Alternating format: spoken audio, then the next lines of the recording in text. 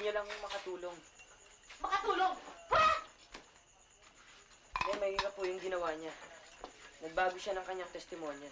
Mahirap. Isinungaling siya. Ikaw, Bobby, ang tanga mo.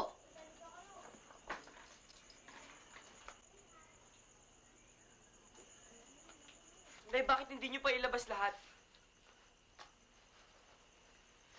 Alam ko namang matagal niyo nang kinikimkim ang sama ng loob niyo sa akin eh. Bakit hindi niyo sabihin? Mas mabuti pang saktan niyo ako kaysa tinatrato niyo ako ng ganito. Bobby, wala kang karapatang pagsaltaan ako ng ganyan. Alam ko naman ho na hanggang ngayon ako pa rin ang sinisisi niyo sa pagkamatay ng kuya eh. Sige. Gusto mo maglabasan tayo ng nararamdaman? Oo! Sinisisi kita!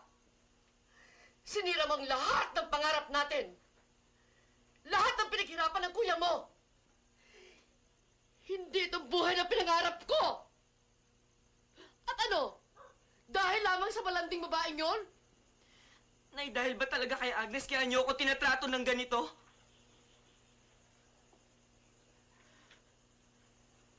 O dahil ba noon pa man hindi niyo na talaga ako mahal? Di ba, Nay? Mas mahal niyo ang kuya. Ang kuya na mas mabait. Mas sumusunod sa lahat ng gusto niyo. Pero patay na ang kuya, Nay. At kailangan niyo na matanggap yan. Hindi! Nay. Nay. Nay. Eh, hindi lang naman kayo nasasaktan sa pagkamatay niya eh.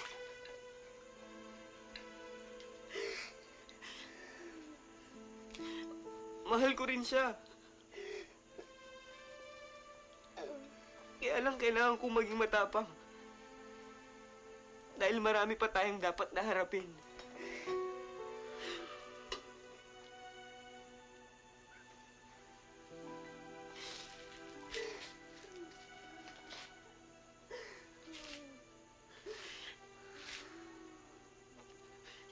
Hindi niyo lang alam, Nay.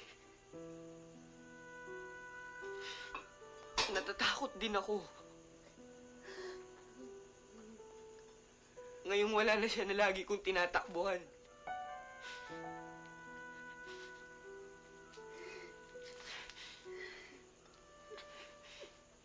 Hindi ko alam kung makakaya ko yung mga naiwan niyang responsibilidad.